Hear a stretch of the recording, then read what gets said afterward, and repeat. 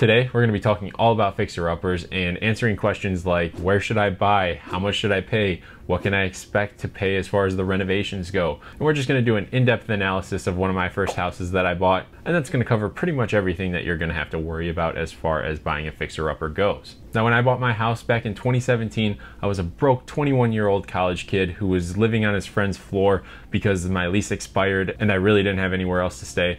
I was in the process of buying a house, but I didn't have anything under contract yet, so I was roughing it on an air mattress in a friend's spare bedroom. At that time, I was kind of in a rush to buy a house, so I wasn't really looking at the house itself. I was paying more attention to making sure that it had at least 2 bedrooms, and if we're being honest, the garage was my main priority. I was working on cars a lot back then. I wanted a detached garage and not have to worry about making too much noise because it's attached to the house. I also was not thinking of what my return on investment would be or the safety of the location that the house is physically located in. And in reality, I got incredibly lucky with the neighborhood I ended up moving into, because after becoming a realtor in the Toledo area, I came to realize that houses for $50,000 are not commonly found in nice neighborhoods. Now, when I say I got incredibly lucky with the neighborhood that I landed in, I bought my first house for $47,000, and it was in a blue-collar neighborhood that was built in the 1950s, so all of these houses were really small. They were all around 1,000 square feet. Most of them had 2 or 3 bedrooms and 1 bathroom, but the people who lived in this neighborhood for the most part had been there for a really long time,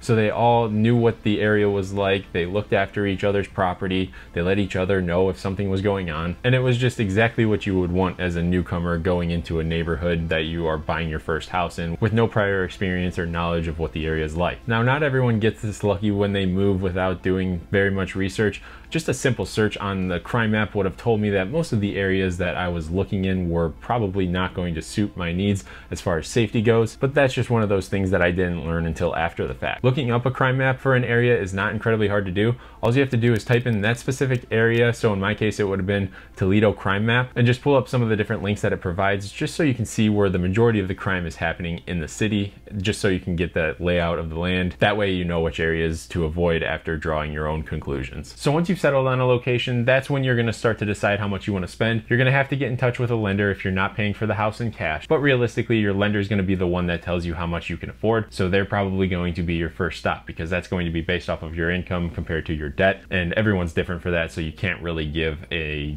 general idea as far as what you can afford based off of your income. Now, once you've got in contact with the lender and you've got your areas that you're going to be interested in buying a home in, that's when you're going to find out what attributes you want as far as the criteria goes with the house that you want to live in. So what I'm talking about here is going to be how many bedrooms do you want? How many bathrooms do you want? Do you want an attached or detached garage?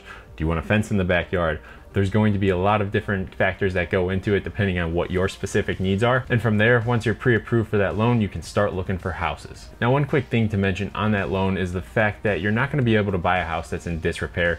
The house has to at least be livable. And what I mean by that is you can't have any holes in the windows, no holes in the roof. You have to have stair railings in other places because the house is going to go through an appraisal that is conducted by the bank. And really what they're looking for is that they're making a good investment by lending their money to you, and they require you to have at least some sort of minimum standard for the house that you're going to be moving into, so that way it is livable. Now, if you want to do a construction loan, you have the ability to do so, but they're kind of a pain in the butt to work with. And if you're going to be buying a house that is a fixer-upper, you're probably going to be doing a lot of the work yourself. And those construction loans require you to hire a contractor that is licensed with the city to do the work. So that's just another hurdle that you have to jump through if you are going that route. Now, when it comes time to making an offer on a house, you're going to want to buy it at a price that makes sense to you. If you're buying a house at retail value and it needs work on top of that, chances are you're probably going to be negative on the house as far as the renovations go by the time you're done. So making sure you get that good purchase price is incredibly important. When I was buying my first house, that was not something that was in the back of my mind as I was making these offers.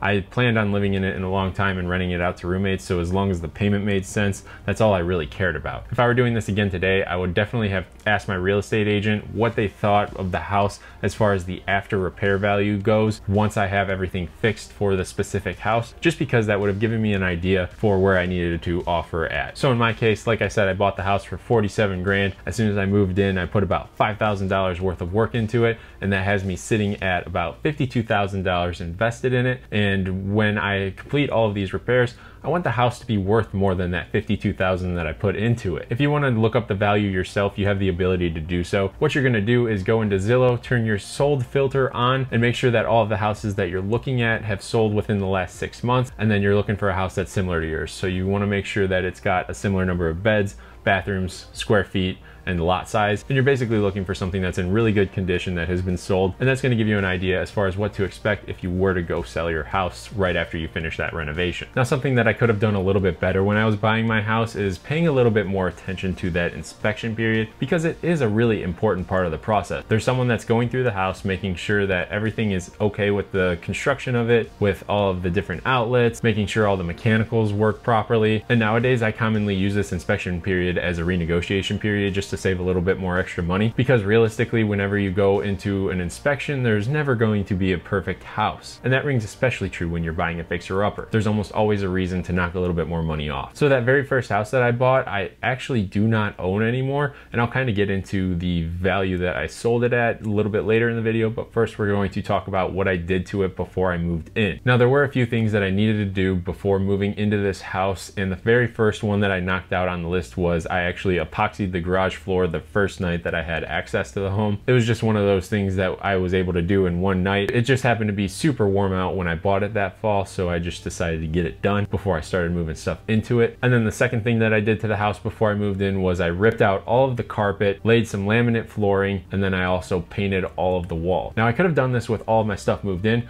but it was significantly easier to do when the house was empty. That way I didn't have to worry about moving my stuff around as I was laying down the floors or making sure everything was covered as I was painting the wall. But just by doing those 3 things alone, I was able to increase the value a lot more compared to the price that I spent doing it. Now, at that time, I was balling on a budget, so I only had about $2,000 to spend. I think I spent about $150 or so on that flooring epoxy. I spent probably $500 to $700 on paint, and then I was able to find a pretty nice looking laminate floor for 70 cents a square foot at Menards. And on top of that, I got that 11% rebate, so it made it even cheaper. So it was definitely less than $1,000 for the amount of square footage that I did, which sits right around, I would say, 950 square feet or so. Other than that, there was a bathroom that was plumbed on the second floor, so I was able to actually get that extra half bath, and I finished that one. And realistically, the vanity for it probably cost $100, and the toilet was maybe $130. So that project really didn't have much into it besides a couple $100. After all that was completed, I really didn't have to do a whole lot that was necessary besides basic maintenance for the next 5 years that I lived there. I did end up finishing a room in the basement, and that way they actually had a space that felt like a room rather than just a brick wall that's basement and scary and wet and just disgusting. It worked out for the better, and it was a pretty cheap thing to do as well. I poured some extra concrete in the backyard that was already framed out when I moved in, so that way I could have that extra space for parking. And then right before I moved out, I did end up refinishing the kitchen. I did a new backsplash and a new countertop, and then I painted the cabinets and got a nicer floor down as well. But realistically, I didn't need to do the kitchen. It was totally fine. I just did it because all of my roommates had moved out, and I was living in the house alone at that point and just bored out of my freaking mind. So after that 5-year period, it came time for me to move back to the Cleveland area, which I'm originally from. I did end up keeping the house for a few years and renting it out to a friend of mine. Now, when I did eventually sell it to that friend, they bought it for $85,000, and over that course of time, it actually almost doubled in value, which kind of blows my mind. However, the pandemic did play a pretty big role in that. I sold it during the height of the market. They got a pretty good value on it compared to if I were to list it and go into multiple offers and have it go into a bidding war. That's just not something they wanted to deal with, so I cut them some slack with having to look for a house. Plus, they were already living in it, so it made my life a lot easier as well. If you really think about it, it's not that big of a profit over that course of the 7 years that I owned it. However, it just goes to show you that even if you buy a house and you live in it for that amount of time, there's a pretty good chance that the value of it's going to go up over time, but that's as long as you keep it in good condition or better condition than when you bought it. That 5-year mark really seems to be the spot where you start to make some money on the house when you go to sell it after paying all of the fees that go along with selling your home. A general rule of thumb is that the more you spend on a house, the more appreciation you're going to have over the years, and that's because it's based off of a percentage So if you have a higher value home, that few percent that you gain every year is going to be a lot bigger than if you had a cheaper house. Now, the experiences that I had with that first house were amazing.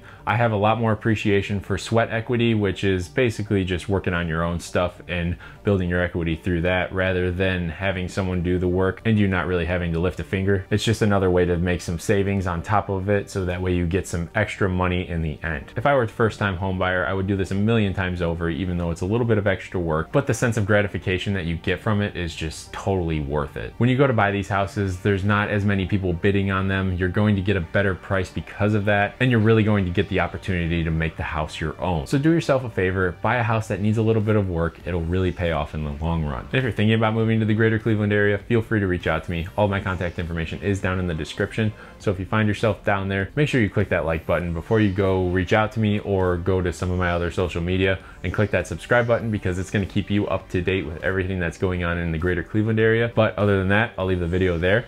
I'll catch you in the next one. Thanks for watching.